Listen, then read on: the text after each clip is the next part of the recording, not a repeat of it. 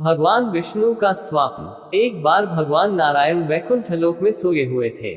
उन्होंने स्वप्न में देखा कि करोड़ों चंद्रमाओं की कांति वाले, त्रिशूल डमरूधारी, स्वर्णाभरण भूषित, सुरेंद्र वंदित, सिद्ध सेवित त्रिलोचन भगवान शिव प्रेम और आनंदातिरेक से उन्मत्त होकर उनके सामने नृत्य कर रहे हैं। उन्हें देखकर भगवान विष्णु हर्ष से गदगद हो उठे और अचानक उठकर बैठ गए। कुछ देर तक ध्यानस्थ बैठे रहे। उन्हें इस प्रकार बैठे देखकर श्री लक्ष्मी जी पूछने लगी, भगवान, आपके इस प्रकार अचानक निद्रा से उठकर बैठने का क्या कारण है? भगवान ने कुछ देर तक उनके इस प्रश्न का कोई उत्तर नहीं दिया और आनंद में निमग्न हुए चुपचाप बैठे रहे। कुछ देर बाद हर्षित होते हुए बोले, देवी, मैंने अभी स्वप्न में भगवान श्री महेश्वर का दर्शन किया है।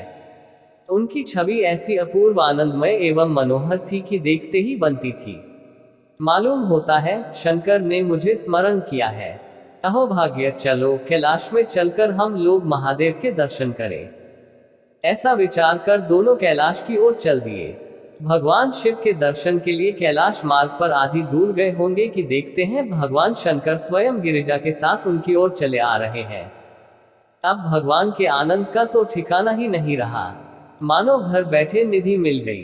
पास आते ही दोनों परस्पर बड़े प्रेम से मिले। ऐसा लगा मानो प्रेम और आनंद का समुद्र उमड़ पड़ा। एक दूसरे को देखकर दोनों के नेत्रों से आनंदाश्रु बहने लगे और शरीर पुलकायमान हो गया। दोनों ही एक दूसरे से लिपटे हुए कुछ देर मुकव्वत खड़े रहे। प्रश्नोत्तर होने पर मालूम हुआ कि शंकर जी को भी रात्रि में इसी प्रकार का स्वप्न हुआ कि मानो विष्णु भगवान को वे उसी रूप में देख रहे हैं जिस रूप में अब उनके सामने खड़े थे। दोनों के स्वप्न के वृतांत से अवगत होने के बाद दोनों एक दूसरे को अपने निवास ले जाने का आग्रह करने लगे। नारायण ने कहा कि वैकुंठ चलो और भोलेनाथ कहने लगे कि कैलाश की ओर प्रस्थान किया जाए। दोनों के आग्रह में इतना अलौकिक प्रेम था कि यह निर्णय करना कठिन हो गया कि कहाँ चला जाए। इतने में ही क्या देखते हैं कि वीणा बजाते, हरिगुण गाते नारद जी कहीं से आ निकले। बस फिर क्या था, लगे दोनों उनसे निर्णय कराने की कहाँ चला जाए। बेचारे नारद जी तो स्वयं परेशान थे उस अलौकिक मिलन को देखकर। वे तो स्वयं अपनी सुध बुध भूल गए और लगे मस्त होकर दोनों का गुणगान करने।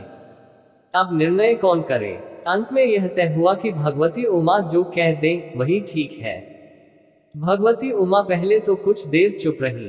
अंत में वे दोनों की ओर मुख करते हुए बोली, हे नाथ, हे नारायण, आप लोगों के निश्चल, अनन्य एवं अलौकिक प्रेम को देखकर तो यही समझ में आता है कि आपके निवास अलग अलग नहीं है। जो कैलाश है वही वैकुंठ है और जो वैकुंठ है वही कैलाश है, केवल नाम में ही भेद है। यही नहीं, मुझे तो ऐसा प्रतीत होता है कि आपकी आत्मा भी एक ही है, केवल शरीर देखने में दो है।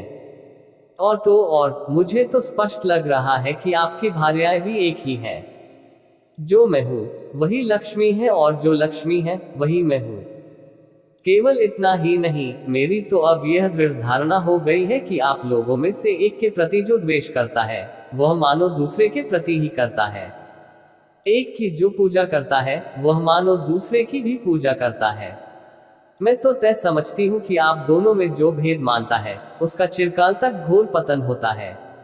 मैं देखती हूँ कि आप मुझे इस प्रसंग में अपना मध्यस्थ बनाकर मानो मेरी प्रवंचना कर रहे हैं, मुझे असमंजस में डाल रहे हैं, मुझे भुला रहे हैं। अब मेरी यह प्रार्थना है कि आप लोग दोनों ही अपने अपने लोक को पधारिए। श्री विष्णु यह समझे कि हम शिव रूप में वैकुंठ जा रहे हैं और महेश्वर यह माने कि हम विष्णु रूप में कैलाश गमन कर रहे हैं। इस उत्तर को सुनकर दोनों परम प्रसन्न हुए और भगवती उमा की प्रशंसा करते हुए दोनों ने एक दूसरे को प्रणाम किया और अत्यंत हर्षित होकर अपने अपने लोक को प्रस्थान किया। लौटकर जब श्री विष्णु वैकुंठ पहुंचे तो श्री लक्ष्मी जी ने उनसे प्रश्न किया, हे प्रभु, आपको सबसे अधिक प्रिय कौन है? भगवान बोले, प्रिय, मेरे प्रियतम केवल श्री शंकर है। देहधारियों को अपने देह की भांति वे मुझे अकारण ही प्रिय है। एक बार मैं और श्री शंकर दोनों पृथ्वी पर घूमने निकले। मैं अपने प्रियतम की खोज में इस आशय से निकला कि मेरी ही तरह जो अपने प्रियतम की खोज में देश देशांतर में भटक रहा होगा वही मुझे अकारण प्रिय होगा। थोड़ी देर के बाद मेरी श्री शंकर जी से भेंट हो गई। वास्तव में मैं ही जनार्दन हूँ और मैं ही महादेव हूँ। अलग अलग दो घड़ों में रखे हुए जल की भांति मुझमें और उनमें कोई अंतर नहीं है। शंकर जी के अतिरिक्त शिव की चर्चा करने वाला शिव भक्त भी मुझे अत्यंत प्रिय है।